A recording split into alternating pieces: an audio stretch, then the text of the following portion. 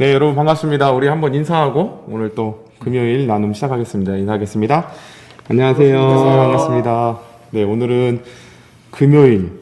오늘 금요일 철야가 있냐고 홈페이지에 문의가 왔었는데 저희 고민 중입니다. 금요 철야를 다시 해서 우리 두 분 전사님께서 말씀을 또 전하시는 걸 듣고 기도하는 시간을 가져야 될지 그런 시간 이제 고민하고 있는데 오늘까지는 그래도 우리가 진행하고 있는 유진 피터슨의 90일 성경 묵상 시리즈를 계속해서 좀 나누도록 하겠습니다. 아마 이제 철야 예배가 시작돼도 계속해서 담임 목사님이 이거는 해라 이러지 않을까. 준비되셨습니까? 둘 중에 하나만 합시다. 예. 자, 오늘 이제 90일 성경 묵상 벌써 11차에 왔습니다. 11차 출애굽기 본문을 다루는데요. 오늘 제목이 영어로 전사님 뭐죠? What really happened in the desert. 데저트. 디저트 아니고 데저트. 네, 디저트는 말 제가 좋아하는 거. 사막. 사막에서 무슨 일이 일어났습니까? 네. 어떤 일이 일어났습니까? 이제 이러한 내용인데요. 오늘 특별히 출애굽기 35장 5절을 가지고 유진 피터슨이 묵상을 합니다. 근데 유진 피터슨 보니까 항상 한 절을 가지고 그 절에 대한 것만 딱 묵상하는 게 아니라 그 절의 앞뒤 행간 그 문맥 전체를 활용해서 묵상을 하더라고요. 그래서 이제 대표적인 구절만 딱 이렇게 언급을 하는 것 같아요. 그래서 우리 김영근 전사님 오늘 출애굽기 35장 5절 네. 한번 읽어주시고 네. 앞뒤에 어떤 내용들이 전개됐는지 그 간단하게 한번 부탁을 드리겠습니다. 알겠습니다. 말씀 먼저 읽겠습니다. 출애굽기 35장 5절입니다. 네. 너희의 소유 중에서 너희는 여호와께 드릴 것을 택하되 마음에 원하는 자는 누구든지 그것을 가져다가 여호와께 드릴지니 곧 금과 은과 놋과 네. 이렇게 되어 있고요. 저희가 지난주에 살펴봤던 내용이 모세가 이제 하나님께 율법을 받으러 시내산에 올라갔던 네, 내용이었어요. 예, 네, 네, 거기에서 이제 뭐 우상 만들었던 사건이었는데 이 시내산에 올라가서 하나님의 율법을 받는 것 이외에 추가적인 안내를 또 하나님께 받게 됩니다. 근데 그게 뭐였냐면 모세로 하여금 성막을 짓는 성막. 지으라는 명을 받게 되는데 굉장히 상세하게 받아요. 그렇죠. 성막을 무엇을 어떤 재료로 통해서 만들고. 어떻게 지을 건지 그리고 어떤 방법으로 지을 건지 이런 내용들을 상세하게 받고 이제 모세가 내려와서 이게 실행을 하게 되어지는데 오늘 이제 35장 5절에서 이야기하고 있는 거는 사실은 어떻게 보면은 가장 필요한 부분이기도 하죠. 어떤 면에서는 금과 은과 놋이 성막을 만드는 데 있어서 아주 중요한 역할을 하게 놋. 되잖아요. 예, 네, 네. 그래서 그래서- 돈이 있어야죠. 어떻게 보면 그래서 돈. 그런 맥락이 그런 배경을 가지고 있는 내용을 가지고서 이제 유진 피터스의 묵상을 해 나간 것으로 보고 있습니다. 그렇구나. 그러니까 금과 은과 놋을 갖다 바쳐라. 네. 뭐 이제 이런 구절이죠. 5절만 딱 보면요. 그절만 딱 떼는 아. 거 보면 그렇게 볼 수 있습니다. 그럼 유진 피터슨이 우리 목사님이 이걸 어떻게 이 구절과 이 행간 안에서 묵상을 뽑아내고 있는지 좀 이렇게 유진 피터슨 묵상이 어떤 내용인지 간단하게 서머리를 좀 우리 박 전사님이 해주시죠. 네, 이제 유진 피터스는 그런 얘기들을 합니다. 똑같은 상황은 아니지만 히브리 민족이 광야에 있었던 것처럼 우리들도 그들이 광야 생활을 통해서 몇 가지 공통점을 꼭 반드시 찾아내야 한다라고 이렇게 얘기를 해요. 우리들. 네, 우리들이요. 예. 그래서 보면은 이제 상황을 보니까 우리들이 정말 많은 부를 소유하고 어느 정도의 부는 소유하고 있습니다. 요즘 시대에 네네. 뭐 굶어 죽는 사람도 없고 어느 정도의 네네. 부는 소유하고 있지만 그렇다고 해서 우리가 뭐 굶어 죽는 수준 아닙니까? 그 정도는 아니고 백만장자나 그렇다고 네. 해서 우리의 삶이 뭐 상류층 우리가 말하는 중산층 정도만 해도 요즘엔 잘 사는데 그렇죠, 중산층. 중상류층 정도의 삶은 그런 사람들은 굉장히 수가 적다라는 것이죠. 그렇죠. 그래서 아마도 우리 대부분은 마치 히브리 사람들처럼 어떤 노예 어떤 노예냐 하면 대출금의 노예로 살아가고 있지 않는가. 주여. 그래서 각종 대출금, 카드빚. 네, 카드빚, 학자 대출금, 전세 대출금, 뭐 사면 카드빚도 많고 이거 갚느라고 평생 그냥 일을 하면서 이렇게 살아가는 거죠. 그래서 또 누군가는 뭐 규칙적으로 봉급이 저희 받지만 사실 그때 받을 때만 봉급 통장에 꽂힐 때만 저희가 기쁘고 집에 딱 가는 그 도중에 카드빚이 여기저기서 카드사에서 다 빼가가지고 스쳐 지나간다 뭐 이런 거. 예. 비어있는 그런 통장도 보고 그러다 보니까 우리도 아마 우리들 마음속에 적과 꿀이 흐르는 어떤 가나안 땅을 꿈꾸고 있지는 않는가.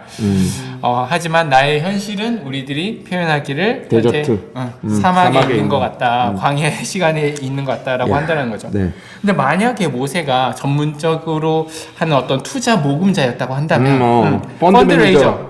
펀드레이저라고 하는데 펀드레이저라고 한다면 히브리 민족 사람들한테 이런 얘기를 안 했을 거라는 거죠. 아, 왜 그렇죠? 왜냐하면 이 사람들은 다 출애굽한 쫓겨나서. 사람이라서 뭐 갖고 있는 게 없었다라는 그치. 거죠. 노예 네. 출신. 그 등급으로 나누면 이 최하급인데 아, 하지만 모세는 왜 이 사람들한테 이런 얘기를 했느냐 하면은 이 사람들이 다 하나님의 은혜와 기적을 경험하고 그로 인해서 은혜와 기적으로 인해서 자유함을 해방을 얻은 그런 사람들이기 때문에 그리고 그 대다수가 그런 기적을 통하여서 해방이 그들의 진정으로 하나님께 감사하는 마음을 가지고 있었다라는 사실을 너무나 잘 알고 있었다는 거예요. 그래서 모세는 사람들이 무언가를 하나님한테 드리고 싶어하는 그 마음들을 너무나 잘 관대한 마음을 잘 알고 있었다고 얘기를 합니다. 그랬기 때문에 모세는 사람들한테 이렇게 35절에 금과 은과 놋을 이렇게 달라고 호소했다는 거예요. 이것은 뭐냐면 그들이 얼마나 갖고 있냐에 따라서 그런 게 아니라 마음에 근거한 호소라는 점을 얘기를 합니다. 그래서 뭐 모세는 이집트에서 정말 많은 것을 빼온 사람, 훔쳐오거나 뭐 가지고 들고 온 사람뿐만 그 사람한테만 한 게 아니라 혹은 특별히 소득이 높았던 사람 이런 사람들한테도 한 것도 아니고 희생과 헌신을 통해 하나님한테 충성된 사람에게만 한 게 아니라 중요한 것은 모든 사람들에게 호소를 한다. 관대하고 너그러운 마음을 가진 모든 사람들에게 호소를 합니다. 왜냐하면 모세는 무언가를 준다라는 것은 항상 그 본질은 밑바닥은 감사라는 이 마음 가운데에서 나온다라는 것을 알고 있었기 때문이다라고 이렇게 얘기를 합니다. 제가 뭐 이렇게 유진 피터슨의 묵상이 뭐 세련되게 뭐 이렇게 얘기는 하고 있지만 사실 뭐 이거 헌금을 내라 뭐 하나님께 바쳐라 뭐 이런 거 아닙니까? 뭐 그런 것 같습니다. 약간 그런 뉘앙스가 느껴져서 박 전도사님이 계속 공부를 불편하다고. 좀 오늘 내용 불편하다고 자기가. 그냥 뭔지 딱 표현은 못하겠는데 네. 그 뭔가 불편함들이 있었어요. 그래서 왜 불편? 드릴 게 없어서 그런가요? 그럴까요?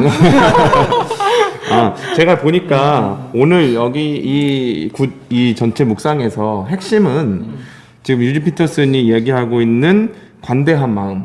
이제 영어로 표현을 하자면 generous heart. 맞습니다. 그쵸? 예. 이건데 제가 보니까 사실은 이 35장 5절에는 뭐 관대한 마음, 뭐 드리고 싶은 마음 이런 표현은 없거든요. 근데 이 지금 영어 성경 RSV를 지금 유진 피터슨은 가지고 인용을 하고 있단 말이에요. 네네. generous heart라고. 예. 근데 이거에 대해서 좀 설명을 해주시죠. 어떤 의미로 이게 사용되는? 한글 성경은 보니까 마음에서 원하는 자는 누구든지 가져와라 이렇게 표현을 하는데 영어 성경에서는 보니까 그 RSV에서 generous heart라고 이렇게 되어 있어요. generous 하면은 굉장히 관대하고 어떤 더 주고 싶은데 뭔가를 더 주고 싶은 이렇게 말하면 편할 것 같아요.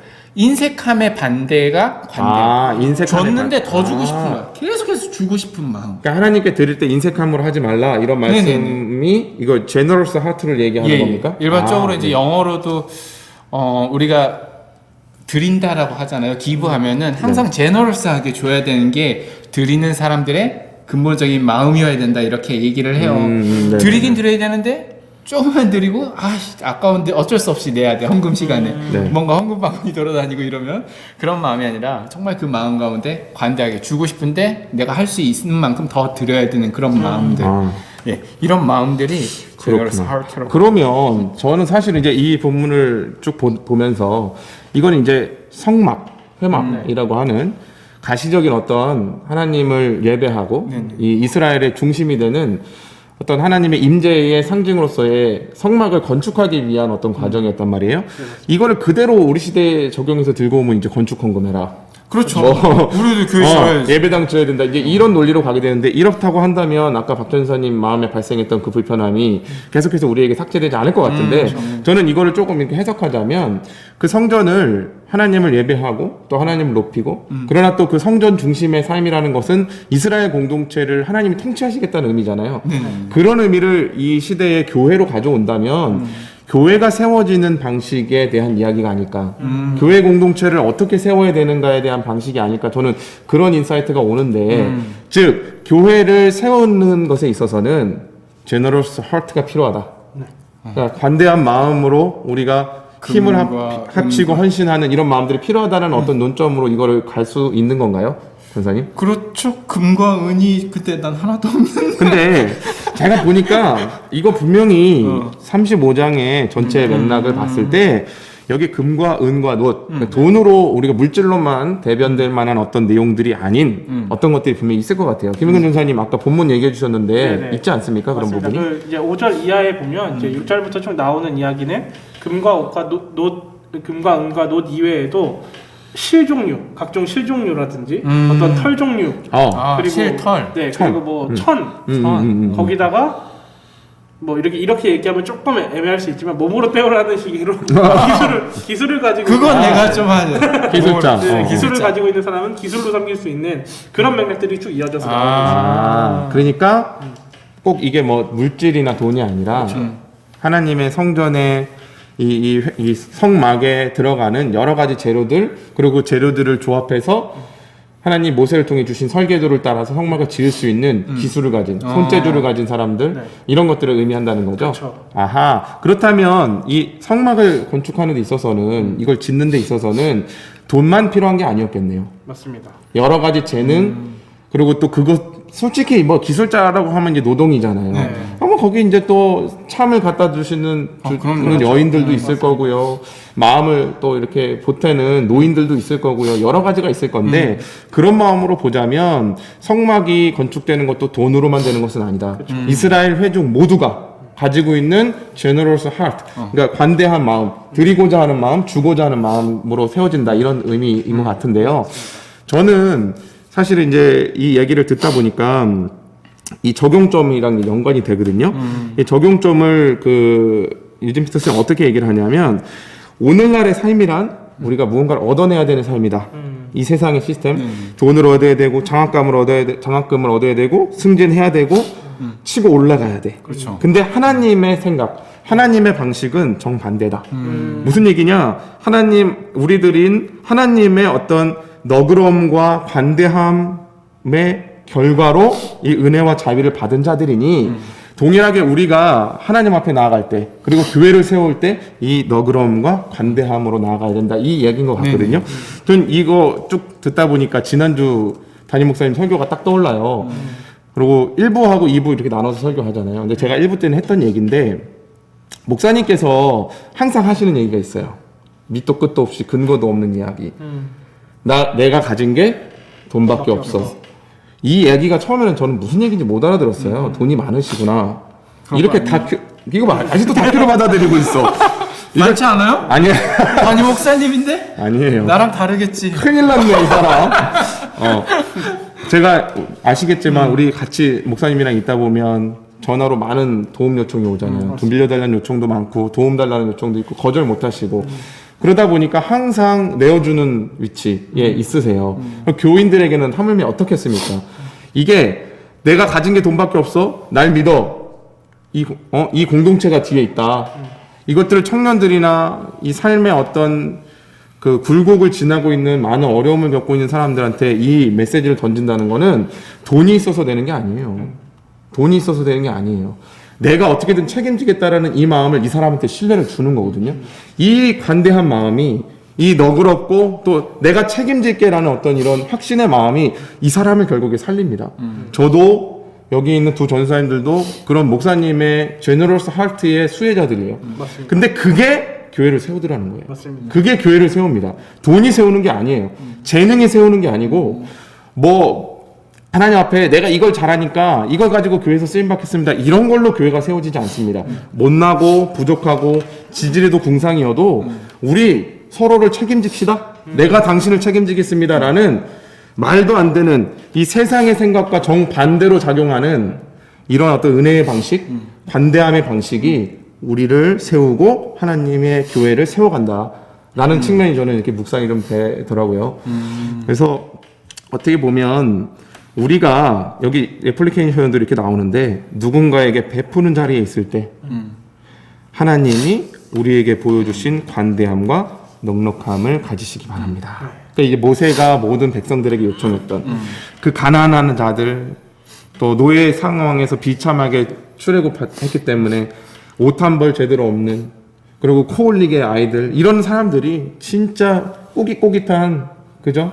자기 집에 있는 것들 하나씩 뭐 천이든 뭐든 간에 갖고 와서 그 얼기설기 꼬질꼬질한 어떤 재료들로 이 세워진 성막을 한번 생각해 보십시오. 삐까번쩍하고 멋지고 으리으리한 그런 성전이 아니라, 그런 건축물이 아니라 이 성도들의, 이 이스라엘 백성들의 정말 그 피와 땀에서부터 나와서 세워진 이 성막이 이스라엘의 상징이 되었지 않습니까? 그래서 그것들을 기억할 때 우리가 특히 행신 가족으로서 우리 공동체를 함께 이룰 때 이 제너러스 하트, 이 관대한 마음들을 서로에게 갖고 교회를 향해서 가지는 그런 중요한 어떤 시발점이 되기를, 오늘 묵상이 그런 시작점이 되기를 간절한 마음으로 바랍니다. 네. 오늘 이 정도면 묵상이 충분히 되지 않았을까요? 네. 여러분 요거 보시고 좀 묵상이 되시는 내용, 그리고 조금 깨달아지는 내용, 그리고 보태기 하고 싶은 부분들이 있으시면 얼마든지 댓글로 소통해 주시고 또 응원해 주시고 격려와 칭찬 부탁을 드리겠습니다. 네. 좋아요와 구독, 좋아요. 알람 설정까지. 알람 설정까지 부탁드리면서 알림 설정. 오늘 이렇게 11차 유진 피터슨의 90일 성경 묵상 마치도록 하겠습니다. 감사합니다. 감사합니다. 감사합니다.